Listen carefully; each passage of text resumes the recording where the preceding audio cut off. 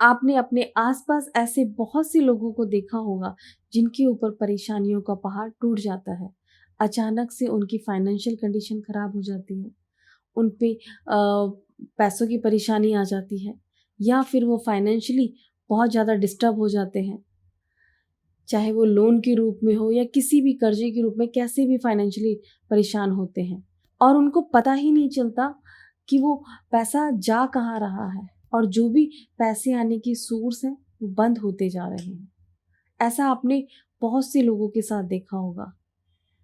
और कई लोग तो ऐसे होते हैं कि उनके ऊपर बीमारियों के रूप में कोई ना कोई परेशानी आके खड़ी हो जाती है।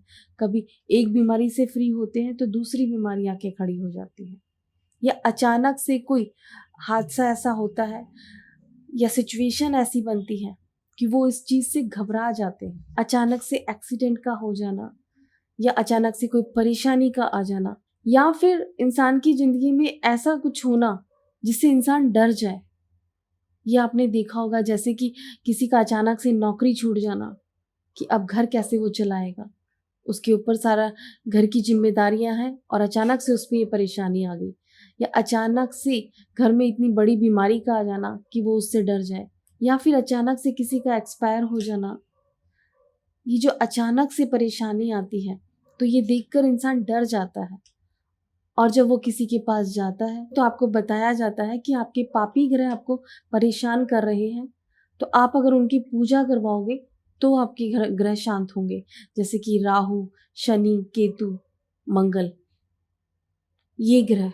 तो क्या सच में ऐसा ही होता है कि अचानक से जो भी परेशानी आती है आपकी लाइफ में, तो आप उसकी शांति कराते हो या पूजा पाठ कराते हो तो वो पॉजिटिव हो जाता है?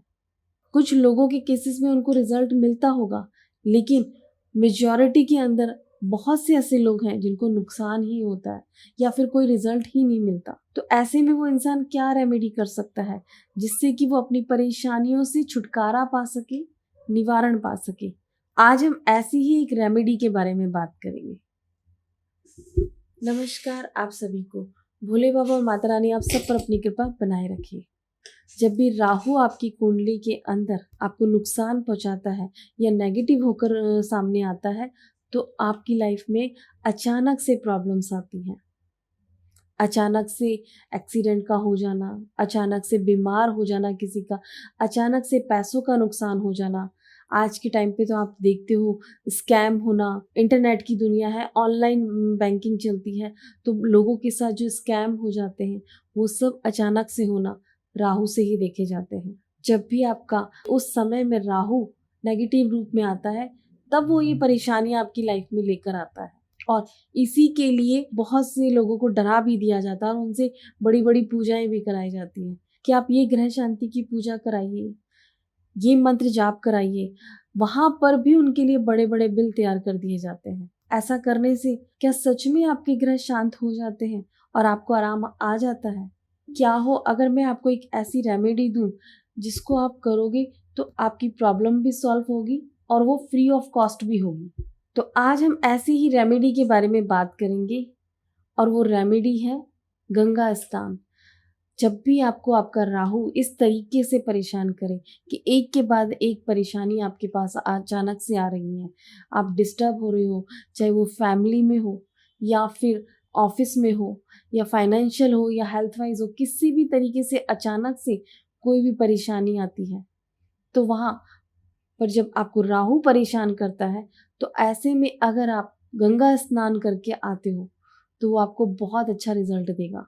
क्योंकि गंगा गंगा क्या है? गंगा स्वयं अमृत का एक स्वरूप है। क्योंकि जब धरती पर अकाल आया था तो शिव जी की जटाओं से गंगा ही निकलकर धरती पर आई थी, और गंगा माता ने ही पृथ्वी को दोबारा से जीवन दान दिया था, और वो इसीलिए अमृत का स्वरूप है, और इसीलिए चंद्रमा से गंगा को जोड़ा जाता है। इनफैक्ट हमारी कुंडली का 4th हाउस भी इसी से देखा जाता है, और चंद्रमा ही वो ग्रह है जो राहु को शांत कर सकता है। आपने देखा ही होगा कि जब बच्चा छोटा होता है, वो गुस्सा होता है या रोता है तो माँ की गोद में आके शांत हो जाता है। ऐसा ही 4th हाउस को और गंगा जल को या नदी को माना जाता है। तो इसीलिए जब भी राहु खराब होता है या नेगेटिव रिजल्ट देता है तो उसे 4th हाउस में पहुंचाया जाता है। तो राहु एक बच्चे की तरह है जो कहीं शांत होकर बैठता ही नहीं है। राहु एक बिजली की फ्लो की तरह है जो कहीं भी रुकता नहीं है। तो उसको शांत कहाँ किया जा सकता है? 4th हाउस में, यानी गंगा नदी के अंदर। तो जब भी आप गंगा स्नान करोगे तो आपका राहु, आपकी चाहे वो सोच के रूप में हो चाहे परेशानी के रूप में हो, वो शांत होगा अगर आप गंगा स्नान करोगे तो। इसीलिए कहा जाता है कि गंगा जी मनुष्य के सारे पाप धो देती है, क्योंकि कलयुग के अंदर जो भी पाप होते हैं उनकी शुरुआत राहु से ही देखी जाती है। क्योंकि कोई भी कर्म इंसान चाहे वो सही करता है या गलत करता है, सबसे पहले उसके मन में या उसकी सोच में ही वो आती है, अच्छे रूप में भी और बुरे रूप में भी।